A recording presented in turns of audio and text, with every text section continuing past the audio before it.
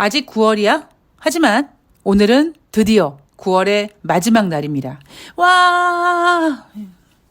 제가 원래 월말이 되면 여러분들께 여러분 한 달 동안 고생 많으셨습니다 라고 위로를 해드리는데 정말 오늘은요. 저의 단전 밑에 있는 그 깊은 바람을 이야기하자면 오늘만큼은 정말 제가 여러분들께 좀 위로받고 싶은 그런 날인 것 같습니다. 2023년 9월은요. 어쩌면 미쓰리 인생의 가장 길었던 한 달이 되지 않을까. 그런 정말 기록을 남기지 않을까라는 생각을 했고요. 살면서 내가 왜 정치에 관심도 없는데 내가 왜 이렇게까지 이재명 지사를, 이재명 후보를, 이재명 대표님을 이렇게까지 지지할까. 제 스스로도 고개를 갸우뚱하게 만들 정도로 지지하고 있는 이재명 대표님이 단식 시작하시고 야위어 가시고 검찰이 구속영장 청구하고 기각되는 그 기간 한 달이죠. 그리고 9월 2일 날 아침 7시에 행운이가 갑자기 발작을 하고 또 발작을 하고 또 발작을 하고 저녁에 응급실에 데리고 갔더니 그 다음날 MRI 찍은 결과가 뇌종양이다. 시한부다. 뭐 한 달에서 2달밖에 못 산다. 뭐 이런 결과를 가지고 와서 하루에도 몇 번씩 발작하고 그 발작을 잡기 위해서 약을 먹이고 진짜 하루에도 천당과 지옥을 막 10대 번씩 막 왔다 갔다 했던 것 같습니다. 그 와중에도 그래도 멘탈을 좀 잡아야겠다라고 굉장히 마음을 강하게 먹었었고요. 예전에 제가 A형 간염에 걸려서 이 요단강을 건너갈까 말까 하는 그런 때도 있었고 제가 갖고 있는 모든 거를 잃어버리는 바람에 전 재산이 주머니에 있는 달랑 현금 200원 이렇게 힘들었던 적이 있었습니다. 그런데 그때는요.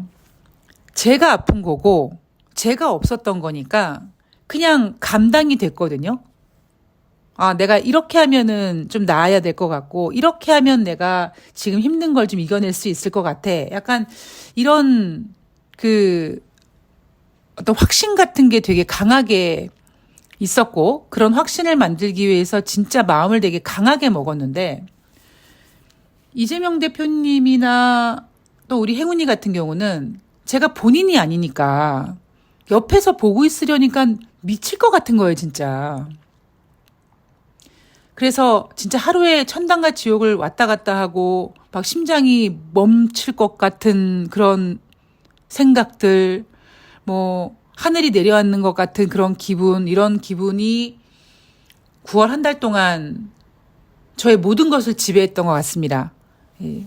그런데도 참 뭐 이재명 대표님도 결과적으로 정말 어찌 보면 좋은 결과가 나왔고 그리고 이 좋은 결과라는 의미는 이제 드디어 이재명의 시대를 맞이하게 되는 그런 전환점이 된 거고 그리고 감사하게도 행운이도 정말 겉으로 봤을 때 제 정말 뇌종양 걸린 강아지 마저 할 정도로 상태 좋아지고 있고 그래서 9월 한 달 동안은 제가 너무나 힘들었던 다시는 돌아가고 싶지 않은 그런 30일이 마치 30년 같이 느껴졌던 그런 한 달이었습니다만 결과적으로는 뭔가가 이렇게 좀 안정이 되고 있고 그러니까 좀 잘 진행되고 있구나 그렇게 해피 엔딩까지는 아니지만 해피 ing까지는 돼주고 있어서 굉장히 감사하게 생각을 하고 있습니다.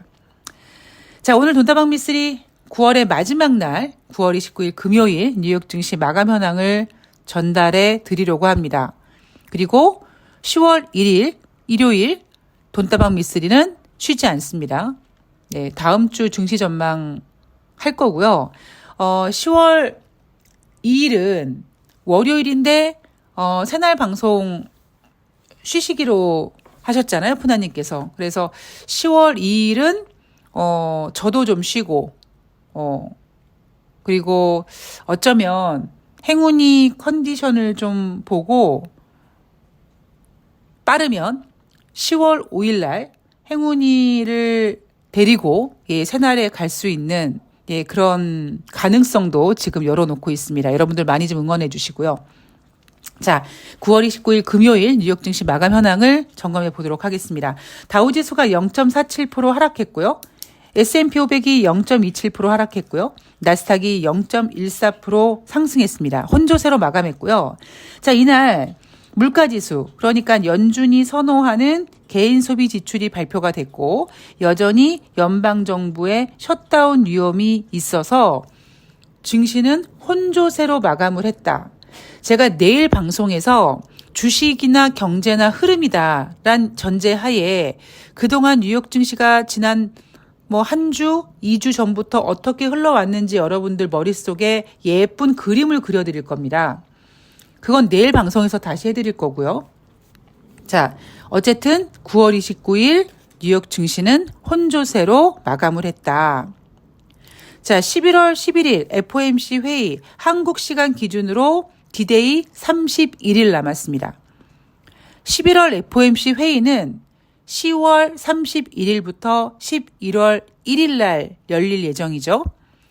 자, 뉴욕 연방은행 총재가 뭐라고 얘기하냐면 금리가 고점에 이르렀거나 혹은 고점 근처에 와 있는 것 같다. 당분간 제약적인 통화 정책을 유지할 필요가 있다. 인플레이션은 지난해 고점에서 내려오고는 있는데 여전히 높다. 여전히 너무 높다.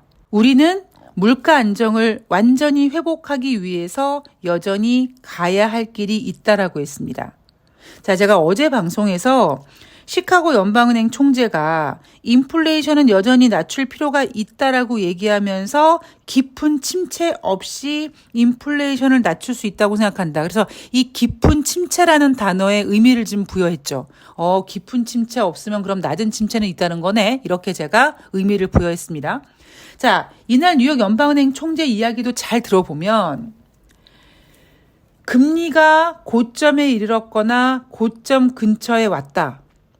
당분간 제약적인 통화 정책을 유지할 필요가 있다. 여러분이 제약적인 통화 정책이라는 의미를 어떻게 생각하십니까? 저는 이 제약적인 통화 정책이란 고점에 이르렀거나 고점 근처에 와 있으니까 이 제약적이라는 의미는 굳이 추가 금리 인상 상승보다는 금리 인상보다는 제약적인, 그러니까 고점을 좀 유지하는 쪽도 어찌 보면 그들이 생각하고 있는 제약적인 통화 정책이 아닐까라고 보고 있습니다. 물론 머릿속에, 그러니까 저의 머릿속에, 미쓰리 머릿속에는 남아있는 FOMC 두 번의 회의 금리 인상 못한다 이런 전제가 깔려 있다 보니까 자꾸 제가 그런 전제 하에서 해석을 하다 보니까 그렇게 해석을 하려고 하는지 모르겠습니다만 그것까지 여러분들께서는 감안해 주시고요. 자, 인플레이션은 고점에서 내려오고 있는데 여전히 너무 높다. 여전히 너무 높은 게 아니라 3%까지 왔었었는데 다시 반등하는 게 더 무서운 거죠. 자, 여전히 우리는 가야 될 길이 있다라고 얘기했습니다. 그거야 연준 의원들이 마치 녹음기 틀어놓듯이 똑같이 하는 얘기니까 크게 의미를 두실 필요 없습니다. 자, 셧다운에 대한 이슈로 한번 넘어가 볼게요. 케빈 메카시 하원 의장이 임시 예산안을 하원 본회의에 상정을 했는데 찬성표 198표, 반대표 232표, 공화당 측에서도 반란표가 나왔습니다. 그래서 셧다운 공포가 커졌죠. 이 마치 그 홈쇼핑에서 여러분 이제 매진 임박이에요. 빨리 주문 내세요. 이렇게 막 심장을 벌렁벌렁하게 만드는 이 촉박함을 만드는 이 분위기인 것 같은데 그게 왜 그러냐면 10월 1일 날 이 의회에서 통과된 그 예산안이 조 바이든 대통령 결제 책상에 10월 1일 날 놓여줘야 된단 말이에요. 그렇기 때문에 지금 시간이 거의 하루밖에 남지 않았습니다. 조 바이든 대통령도 지금 예산안 사인하려고 백악관을 떠나지 않고 있다. 뭐 이런 뉴스도 나오고 있고 한편으로는 공무원들 사이에서 셧다운을 대비하라. 뭐 이런 공문도 내려오고 있다. 이런 얘기가 나오고 있습니다. 어찌 될지는 모르죠. 자, 그렇다면 무디스는요. 며칠 전부터 미국 연방 정부에다가 압박을 하고 있어요. 니네 만약에 셧다운 일으키면 너 우리만 지금 3대 신용평가사에서 우리만 니네 신용등급 지금 트리플 A로 유지하고 있는데 이거 강등할 거야? 라고 협박을 하고 있습니다. 그런데 이미 S&P나 지난 8월 초에 피치 같은 경우에는 이미 미국의 신용등급을 트리플 A에서 다운시켜놨죠. 지금 유일하게 무디스만 트리플 A를 유지하고 있습니다. 자, 이미 미국의 신용등급을 강등시켜 놓은 S&P가 뭐라고 얘기하냐면 셧다운이 발생해도 경제 부담이 될 수는 있지 모르겠으나 디폴트 위험은 없다.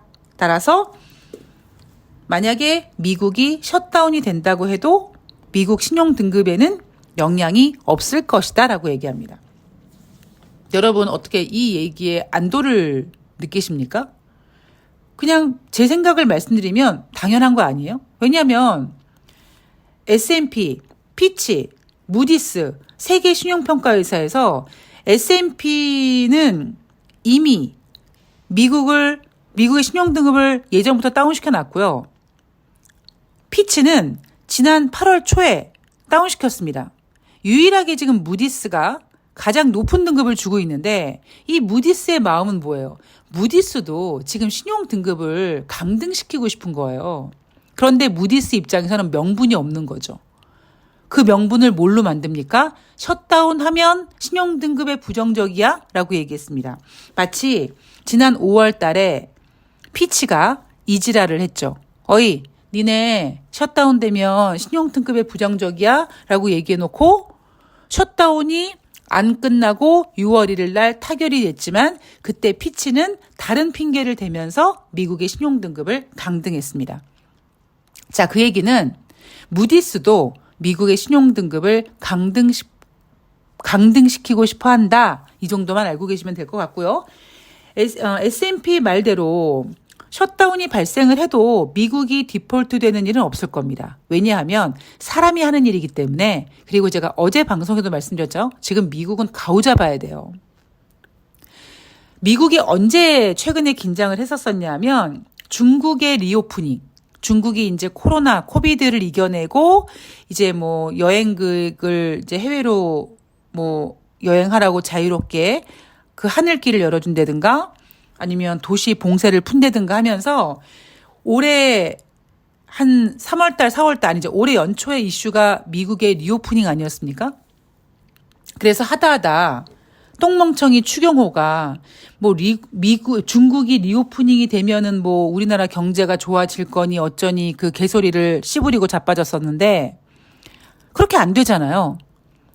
제가 그때 그랬죠. 중국이 리오프닝이 된다고 과연 중국 경제가 좋을까요? 라고 얘기를 했었습니다. 근데 유일하게 대한민국 추경호도 중국 리오프닝 수혜될 것이다. 그리고 미국도 긴가민가 했었을 거예요.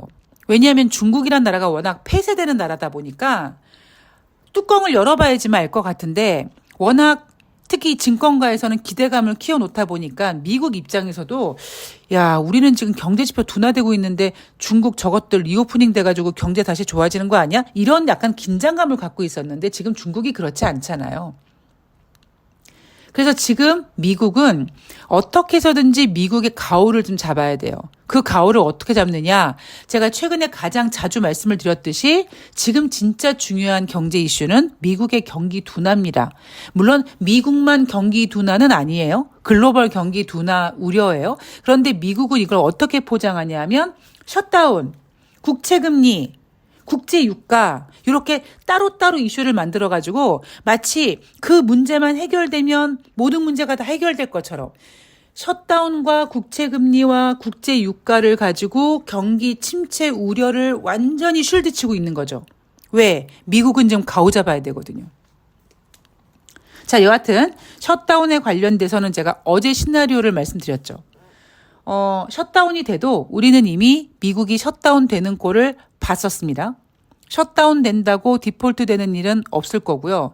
셧다운이 만약에 됐을 때 일시적으로 충격을 받을지는 모르겠습니다만 그것도 뭐 하루 이틀 정도고요. 오히려 능구렁이 조 바이든 같은 경우엔 오히려 셧다운을 이용해서 미국의 부진한 경제 지표를 발표하지 않게 만들면서 미국 경제가 좋다고 포장하고 인플레이션이 완화되는 것으로 얘기하면서 어떤 재선의 기회를 잡지 않을까. 물론 그게 당장 재선의 기회라고 얘기하기엔 좀 무리수가 있습니다만 어쨌든 셧다운이 되면 우리가 확인해야 될 경제 지표를 확인할 수가 없습니다. 만약에 한 달 동안 셧다운이 진행된다 그러면 우리는 한 달 동안 경제 지표를 볼 수가 없는데 그 한 달 안에 국제 유가가 $90 아래로 내려올 가능성도 있겠죠. 어떤 이유로? 미국이 셧다운 됐기 때문에 어떤 셧다운에 대한 우려감, 뭐 기타 등등의 이유로 글로벌 수요 둔화, 뭐 아니면 미국과 중국의 뭐 무역 전쟁 같은 뭐 패권 전쟁 때문에 수요가 줄어들고 이러한 재료를 달아서 국제 유가가 만약에 $90 아래로 내려온다면 그 사이에 인플레이션이 완화될 수 있겠고 그렇게 되면 우리는 한 달 동안 확인하지 못하는 그 경제 지표를 그들이 예쁘게 포장하는 동안 우리는 그냥 손가락 빨고 있는 겁니다.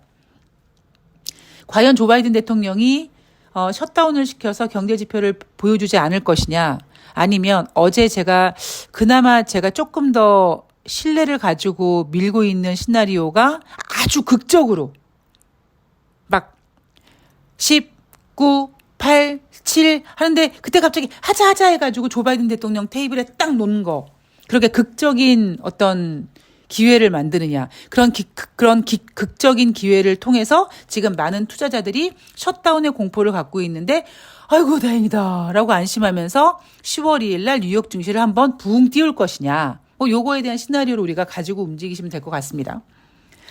자, 이제 제가 8월 달 개인 소비 지출에 대한 이야기를 해드려야 될 것 같죠. 이날 가장 중요한 경제 지표였습니다. 제가 어제 방송에서 여러분 제가 9월 30일 토요일 날 이 8월 달 개인 소비 지출 가지고 올게요 라고 했죠.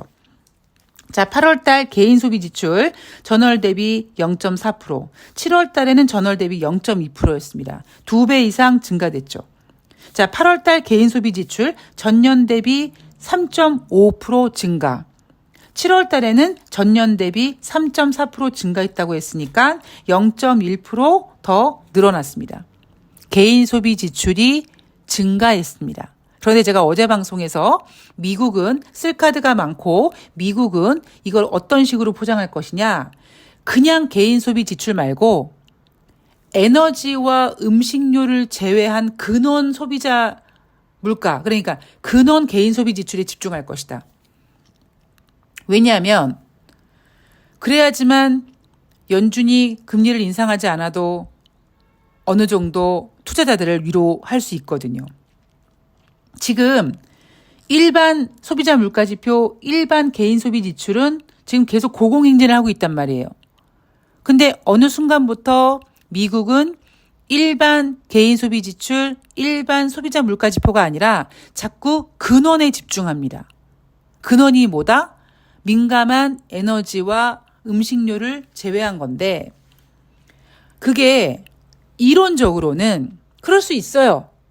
그래 근원 소비자 물가 지표는 지금 둔화되고 있어.